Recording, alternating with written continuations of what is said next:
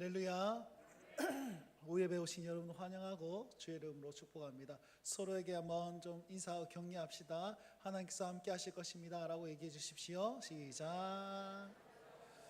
네, 여러분 하나님께서 정말 함께 하시면 우리가 너무 행복하지 않겠습니까? 네, 오늘 강수사님께서 찬양 인도를 하는데 그냥 로마서 말씀이 생각이 막 나왔어요. 원래 있잖아요, 설교한 사람과 공부한 사람은 이게 안다고. 강도사님이 센스가 있으셔가지고 말씀을 어쨌든 오전 예배에 맞추셔서 그렇게 막 한 느낌 그게 이렇게 확 오던데, 예, 빠르게 잘 못 맞춰서 그렇지 뭐 어떻게 감사합니다. 찬양 한 곡을 불러도 우리가 하나님 말씀 안에서 그렇게 하면 우리에게 커다란 은혜가 될 줄 믿습니다. 네, 오늘도 하나의 하이델베르크 교리문답 함께 나누려고 하는데요. 오늘은 42문부터 44문입니다. 죽으심의 의미와 우리 예수님의 죽으심의 의미와 그리고 음부 강화. 음부 강화, 이게 예수님께서 그 스월에 내려가셨다, 음부에 내려가셨다, 이런 표현이 있었는데요. 지금은 사라졌습니다. 그런데 사도신경 안에 옛날에는 예수님께서 음부에 내려가시사 이런 얘기가 있었거든요. 근데 지금은 없는데 그 의미만 살펴볼 수 있도록 오늘 여기까지 한번 보도록 하겠습니다. 자, 복습을 한번 해보자면 이렇습니다. 지금 성자 하나님의 낮아지심에 대해서 얘기를 하고 있습니다. 사도신경은 성자 하나님이 어떤 분이십니까? 그분이 어떤 일을 행하셨습니까? 이렇게 구분한다고 했습니다. 그래서 성자 하나님께서는 낮아지시고 또 높아지셨습니다. 이렇게 또 자기의 행하신 일들을 이렇게 나눌 수가 있습니다. 그리고 오늘이 이 낮아지심이 제일 마지막이고 내일 다음 주부터는 이제 높아지심에 대해서 배우는데요. 낮아지심에 대해서는 다음과 같습니다. 예수님의 죽으심과 장사되심. 지난주에 예수님의 죽으심과 장사되심, 죽으심의 의미는 예수님께서 하나님의 공의와 진리를 만족시키시기 때문에 죽으실 수밖에 없었고, 또 장사되신 것은 부활의 증거와 또 부패하기까지 낮아지신 그 육신까지도 우리에게 부활하시는 그 예수님의 모습을 바라보면서 소망을 얻을 수 있는 증거가 바로 장사되신의 의미다라고 했습니다. 오늘은 죽으심의 유익과 음부 강화에 대해서 함께 보고자 합니다. 자, 교리문답은요 계속해서 이어서 이렇게 묻습니다. 죽으심의 유익, 예수님께서 죽으셨습니다, 그죠? 그가 죽으실 때 나도 죽었고 그가 부활할 때 나도 부활했다, 성경 말씀 그렇게 나와 있거든요. 그러면 죽으심, 예수님께서 죽으셨을 때 우리가 같이 죽었는데 우리는 왜 또 죽어야 합니까? 우리 왜 죽습니까? 예수님께서 부활하셨으면 우리 안 죽어야 되는 거 아닌가요? 여러 이상한 질문을 하고 있습니다. 네, 거기에 있어서는 죽음은 절망이 아니라 죄를 그치는 것이다, 이렇게 가르치고 있는데요. 오늘 42문부터 44문 중에 다 까먹으셔도 되는데 요거 하나만 꼭 기억해 주십시오. 예수님의 죽으심으로 나는 이제 죽음의 의미가 달라졌구나. 어떻게 해요? 죽음이 절망이 아니고 죽음이 죄를 그치는 것으로 달라졌구나. 이것만 딱 기억하시면 됩니다. 지금 이제 오후 시간은 잠이 많이 오실 시간이니까 이미 결론부터 지금 때려놓고 가는 거예요. 이제 주무셔도 됩니다. 한 개만 딱 기억하세요. 예수님의 죽으심으로 나의 죽음의 의미가 바뀌었구나. 어떻게 해요? 이 인생 끝이다, 이게 아니고 나는 이제 더 이상 죄 짓지 않는 자가 되었구나. 그래서 우리가 장례식장에서 찬송할 수 있는 것이 그것이에요. 자, 43문에서는 죽으심에 대한 우리의 유익은 무엇입니까? 새 사람이 되어서 이제 이길 힘을 얻고 다시 감사의 삶으로, 기쁨의 삶으로 살 수 있는 힘이 주어졌다, 이렇게 또 43문에서 얘기를 하고 있고, 음부 강화, 음부에 내려갔었단 말은 무슨 말입니까? 진짜 어디 내려가셨다 이런 뜻이 아니고요, 십자가에서 지옥의 고통을 감당하셨습니다 라는 것으로 여러분 적용하시면 되겠습니다. 요거 요약한 것을 조금 더 세부적으로 살펴보도록 하겠습니다. 42문입니다. 그리스도께서 우리를 위하여, 우리 위해서 죽으셨는데 우리도 왜 여전히 죽어야 합니까? 읽어봅시다. 시작.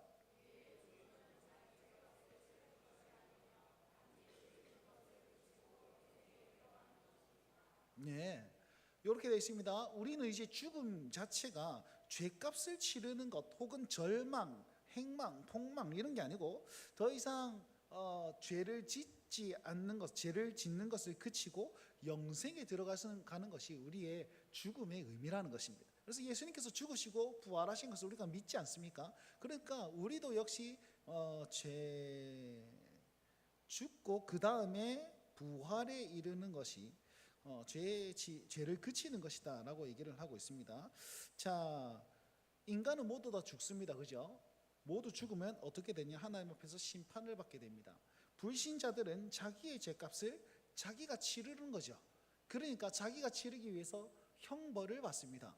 그런데 그 죄값이 영원한 형벌이기 때문에 영원 심판, 영원 형벌을 받습니다. 여기까지 다 이해가 되시죠? 그러면 성도가 죽으면 어떻게 됩니까? 성도가 죽으면 심판을 받느냐? 심판을 받지 않고 심판을 면하게 됩니다. 예수님께서 이미 심판 받으셨으니까. 일사부재리 원칙 들으셨죠? 그죠? 이미 그분께서 심판 받으셨으니까 더 이상 그 죄를 나에게 묻지 못한다. 그러니까 우리는 심판 안 받습니다. 그러면 자기의 죄값을 치를 필요가 있습니까? 아니요, 자기의 죄값을 치를 필요가 없습니다. 왜요? 예수님께서 우리 죄값을 대신 치르셨기 때문에. 그래서 우리에게는 영원 형벌이 아니라 우리는 영생이 주어진다라고 신자의 삶을 이렇게 표현할 수 있는 겁니다. 자, 인간의 어떤 불신자의 죽음과 신자의 죽음은 이렇게 다릅니다. 그러니까 우리가 죽는 것에 있어서는 우리가 죄값을 치르는 것도 아니고, 그 다음에 뭔가 저기 지옥으로 떨어지는 것도 아니고, 그 다음에 이제 절망, 이제 더 이상 만나지 못하고 물론 그렇겠지만 더 잠시는 못 만나겠지만 그런 어떤 인생의 끝이 아니라는 것입니다. 그래서 성도의 죽음은 죄를 그치는 것이고, 죄 짓는 것을 그치는 것이고, 악한 영향을 받지 않는 삶으로 초대되는 것이 무엇이라고요? 죽음이다라고 얘기하는 거예요. 그래서 보십시오, 여러분, 우리는 죄는 육체를 입었을 때 지을 수 있습니다. 죽었는데 이게 죄 지을 수 있습니까? 갑자기 관뚜껑 팍 열어가지고 어쭈 이러면서 막 사람 패고 이럴 수 있습니까? 그걸 좀비라고 그러죠. 그러니까 우리는 육체를 입고 있었을 때 죄를 지을 뿐입니다. 영혼이 있을 때는 죄를 지을 수 있습니까? 막 귀신처럼 돌아다니면서 빨간 휴지 줄까 파란 휴지 줄까 그러면서 죄 지을 수 있습니까? 아니요, 여러분, 성경에는 그런 거 없습니다. 그런 건 없습니다. 천사가 타락해서 마귀가 되었다 이런 얘기는 있지만 우리 영혼이 타락해가지고 귀신이 된다 이런 말은 전혀 없습니다. 그거는 괴담에만 나온 소리지 성경은 절대 그렇게 얘기하지 않습니다. 그러니까 영혼만 있을 때는 우리는 절대 죄 지을 수 없는 존재입니다. 다만 영혼은 심판받는 존재이고, 저쪽 영혼은 심판받는 존재이고, 우리는 육체를 입었을 때에 죄를 지을 수 있기 때문에 우리는 육체를 벗을 때에 더 이상 죄를 짓지 못하는 몸, 죄를 그치는 자의 삶이 시작되었다. 그래서 우리는 장례식장에서 찬송을 부르고 이것에서부터 기뻐할 수 있는 것이죠. 더 이상 죄 안 지을 몸이 됐으니까 얼마나 감사합니까? 그리고 영광에 이르는 그 출입문을 통과한 것이기 때문에 천국 환송 예배 이렇게 표현하지 않습니까? 그것이 우리의 죽음입니다. 그러니 결국은 우리 죽음이라는 이 한계를 벗어버리는 것, 예수 그리스도 안에 있다. 그분의 죽으심으로 말미암아 우리가 더 이상 죄의 굴레 안에 있는 것이 아니라 심판을 받지 아니하는 그곳으로 들어갈 수 있게 되었으니까요. 여러분, 더 이상 죽음을 두려워하지 말라고 하면 좀 그렇겠지만 죽음을 다른 의미로 받아들이시면서 하루하루를 사시면 좋겠어요. 그래서 제가 어딘가 얘기를 한 것 같은데, 저희 간사님 중에 한 분이 아기가 안 생겨가지고 입양을 했는데 3살 때 교통사고로 죽었습니다. 그래서 너무 안타까워가지고 마음이 많이 씌었는데 그분이 SNS에 그런 글을 올리셨어요. 나는 이제 죽음이 두렵지 않습니다. 하루하루 살아간다는 것은, 죽음이 가까워져 간다는 것은 내가 그 아이를 다시 만날 날이 점점 다가오기 있기 때문입니다. 이런 식으로 표현해 놓았습니다. 여러분, 그래서 죽음을 다른 의미로 받아들이는 사람의 삶의 모습이라는 것이죠. 우리가 그런 성숙한 어떤 그리스도인의 모습으로 죽음을 두려워 떨며 벌벌 떠는 것이 아니라 오히려 나는 죄에서 자유하는 자리로 나아가는구나, 천국 소망의 자리로 나아가는구나, 그런 의미로 믿음으로 하루하루를 기쁨으로 사실 수 있게 간절히 바랍니다. 그래서 그 두 번째 이야기가 그런 얘기입니다. 43문에 보시면 그리스도의 십자가의 제사와 죽으심으로 우리가 받는 또 다른 유익은 무엇입니까? 답을 읽어 주십시오. 시작.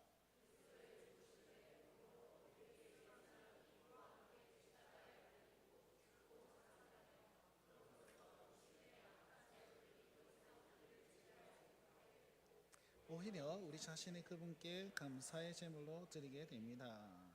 아멘. 자, 예수님의 죽음으로 인해서 신자의 또 다른 유익은 무엇입니까? 자, 이 답에 보시면 그리스도의 죽으심의 공효다 이렇게 되어 있는데, 공효 뜻이 이렇습니다. 공효, 공로로 효과 있게 입혀줌, 그분의 공로로 나에게 유익을 줌, 이런 뜻입니다. 공효. 그러니까 예수님의 죽으심으로 우리가 효과를 입었다 이런 뜻이죠. 자, 세 가지로 표현할 수 있습니다. 첫 번째는 옛사람이 죽었다. 두 번째로는 악한 소욕이 지배하지 못한다. 세 번째로는 감사의 제물로 드리게 된다 이런 뜻입니다. 자, 42문 앞에서 보았을 때는 진짜 우리가 죽었을 때 어떤 유익을 얻습니까? 이런 뜻이고, 지금 43문은 죽기 이전에 예수님의 죽으심이 나에게 어떤 의미로 다가오는 겁니까? 이런 의미로 포함된 설명하고 있는 거죠. 지금 우리가 아직 안 죽었지 않습니까? 그죠? 그러면 지금 살아있는 동안은 예수님의 죽으심이 효과가 없습니까? 아니요, 지금도 효과가 있다라고 교리문답은 얘기하고 있는 거죠. 그 효과가 무엇입니까? 내가 지금 이 땅에 살아가는 동안에 나의 옛사람은 주와 함께 죽었다는 거죠. 나의 죄악된 어떤 모든 것들은 옛사람은 예수님과 함께 죽었습니다. 그러니까 이제는 내가 악한 소욕에 지배받지 않을 능력이 생긴 겁니다. 이전에는 어땠습니까? 이전에는 죄의 종노릇하던 자였습니다. 우리가 더 이상 선을 행할 능력이 없고 하나님을 선택할 능력이 없었습니다. 그런데 예수 그리스도의 그 은혜로 말미암아 나의 모든 죄가 다 사해졌고, 그분의 죽으심으로 말미암아 내가 구원받고 내 모든 죄가 사해졌기 때문에 더 이상 악한 소욕에 지배당하지 않을 수 있는 힘이 예수님으로 말미암아 우리가 생겼다라는 것이지. 그래서 우리가 죄악이 다가올 때 우리는 회개할 수 있는 능력이 생기는 것이고, 우리가 그것을 끊어버릴 수 있는 능력이 예수님으로 말미암아 생긴 것입니다. 여러분, 회개는 누가 할 수 있는 겁니까? 회개. 불신자들은 절대로 회개를 못해요. 예수님을 영접한 사람만이 회개할 수 있습니다. 왜냐하면 나는 죄인입니다 라는 고백이 돼야 되고, 주님 이 죄를 좀 해결해 주십시오 라고 돼야 되는데, 믿음이 없이 어떻게 이 고백이 가능합니까? 그러니까 우리가 회개할 수 있다라는 사실은 우리에게 은혜, 악한 소욕에서 지배당하지 않고 다시금 예수님께로 돌아올 수 있는 그런 은혜 받은 자입니다 라는 것이 여기에 포함되어 있는 것이죠. 결국 우리는 지배당하지 않고 악한 소욕에 지배당하지 않고 죄를 멀리할 수 있기 때문에 주와 함께 감사의 제물로 내 삶을 드릴 수 있고 기뻐할 수 있게 되는 유익이 생기는 것입니다. 자, 세 가지. 나는 이제 나의 옛사람은 죽었습니다. 이제는 죄 안 지을 수 있는 힘이 나에게 생겼습니다. 그래서 나는 감사하며 기뻐할 수 있는 삶이 주어지게 되었습니다. 이렇게 되는 겁니다. 자, 그것이 이렇게 되어 있습니다. 새 사람이 되었습니다. 옛사람이 죽었으니까 새 사람이 되었겠죠. 여전히 악한 소욕은 내 안에 있습니다. 계속 막 나쁜 생각들이 들고 합니다. 그럼에도 불구하고 이길 수 있는 힘, 그 다음에 믿음이 생기게 되는 거죠. 그러니까 감사 찬송하며 기뻐할 수 있는 삶이 우리에게 주어지게 되는 겁니다. 그러니 이 예수님으로 말미암아서 그분의 죽으심이 나에게 기쁨을 주셨구나, 나에게 감사할 수 있는 힘을 주셨구나, 이길 수 있는 힘을 주셨구나, 요래 믿으시고 여러분 믿음으로 기뻐하실 수 있는 삶을 사시길 바랍니다. 자, 마지막 44문입니다. 음부에 내려가셨으며 라는 말이 왜 덧붙여 져 있습니까? 답을 한번 읽어봅시다. 시작.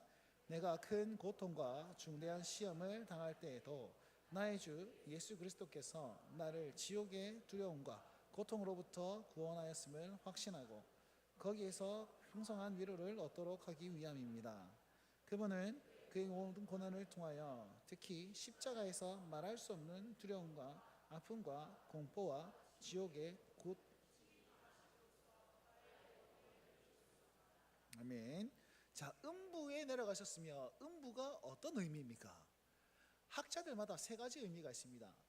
제가 또 이제 지난번에 말씀드렸는데 요거 한 5, 6년 전에 제가 만들어 유튜브에 올려놨다 그랬습니다.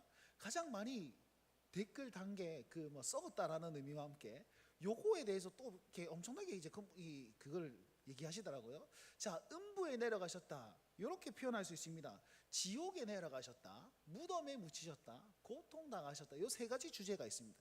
대부분의 사람들이 뭘로 태클을 걸었냐면 예수님께서 지옥에 내려가셨다 아닙니까? 예수님께서 죽으시고 3일 동안 어디에 계셨습니까? 그 지옥에 내려가셔가지고 지옥을 다 평정하고 올라오셔가지고 바바바 이렇게 부활하셨다, 요래 믿는 사람들이 꽤 많습니다. 그래서 댓글로 나가다가 뭐 그렇게 알고 있는데 어찌 된 겁니까? 저째 된 겁니까? 막 이렇게 또 제가 열심히 또 책을 보고 공부를 했지 않겠습니까? 자, 여러분, 예수님께서 지옥을 평정하고 오셨다, 이게 보면 어떻게 보면 굉장히 좀 가오세울 수 있고 예수님 좀 위대함이 좀 느껴지고 뭐 그렇지 않습니까?